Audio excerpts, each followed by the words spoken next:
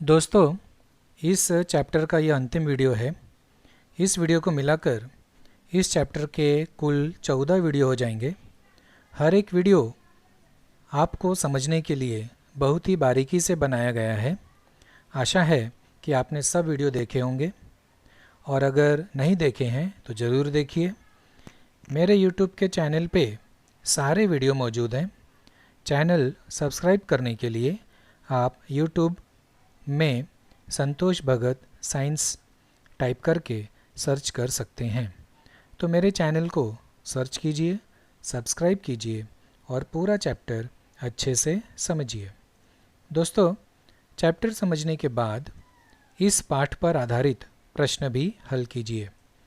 अब सवाल यह है कि प्रश्न कहाँ से मिलेंगे आपको। तो प्रश्न के लिए इसी वीडियो के डिस्क्रिप्शन बॉक्स में मैंने एक लिंक रखा है, उसको ओपन करेंगे तो आपको एक वर्कशीट मिल जाएगी। इस वर्कशीट को आप ध्यानपूर्वक वीडियो और अपनी पुस्तक के आधार पर हल कीजिए तो पूरा पाठ दिमाग में बैठ जाएगा। तो आइए शुरू करते हैं आज का वीडियो।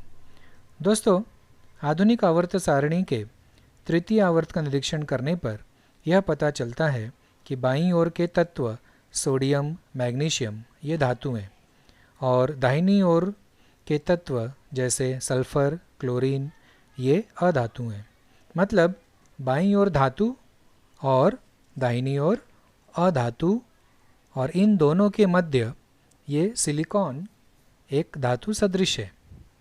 इस प्रकार का संबंध बाकी आवर्तों में भी है।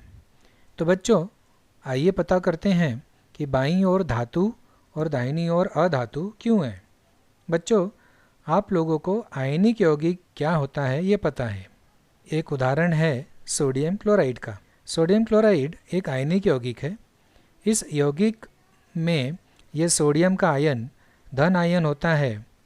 मतलब यह जो धन आयन है वह सोडियम के कारण है और सोडियम एक धातु है। इसी प्रकार ये जो ऋण आयन है यह क्लोरीन का है जो एक अधातु है। मतलब धातु धन आयन बनाते हैं और अधातु ऋण आयन बनाते हैं। तो ये धन आयन और ऋण आयन बनता कैसे है बच्चों?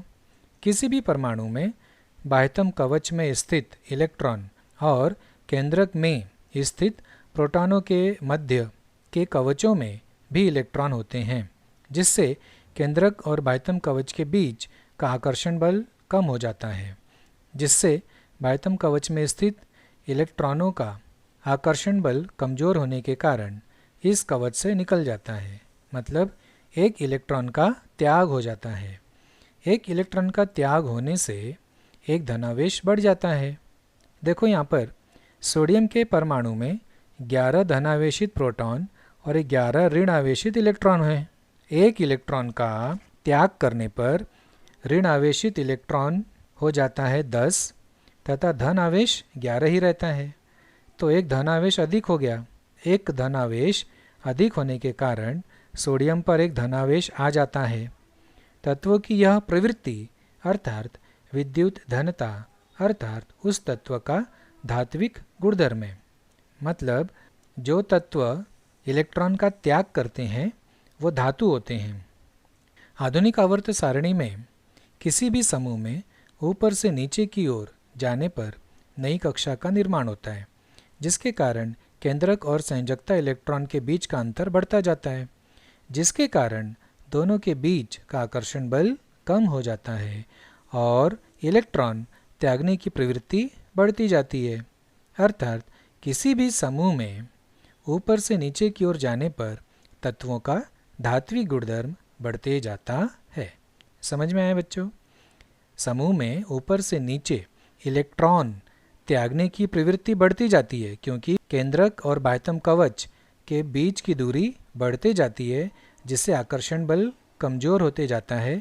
इसीलिए तत्वों का धात्विक गुणधर्म बढ़ते जाता है। अब देखते हैं आवर्त में क्या होता है। किसी एक आवर्त में बाएं से दाहिनी ओर जाने पर बाह्यतम कवच वही रहता है, परंतु केंद्रक के धन आवेश और बाहरी कवच के इलेक्ट्रॉन बढ़ने के कारण आकर्षण बल बढ़ता है, जिसके कारण संयोजकता इलेक्ट्रॉन त्यागने की प्रवृत्ति कम कम होती जाती है। इसी को परमाणु की विद्युत ऋणात्मकता कहते हैं, अर्थात आवर्त में बाएं से दाएं जाने पर तत्वों के धात्विक गुणधर्म कम कम होते जाते हैं। तो बच्चों, क्या सीखा हमने? किसी भी समूह में ऊपर से नीचे धात्विक गुणधर्म बढ़ते जाता है, या हम इसको ऐसा भी कह सकते हैं, किसी भी समूह में ऊपर से नीचे अधात्विक गुणधर्म कम होते जाता है। और दूसरी बात यह सीखी हमने कि किसी भी आवर्त में बाएं से दाहिनी ओर जाते समय धात्विक गुणधर्म कम होते जाता है। या दूसरे शब्दों में हम ये भी कह सकते हैं कि किसी भी आवर्त में बाएं से दाहिनी ओर जाते समय अधात्विक गुणधर्म बढ़ते जाता है। ओके बच्चों, थैंक यू।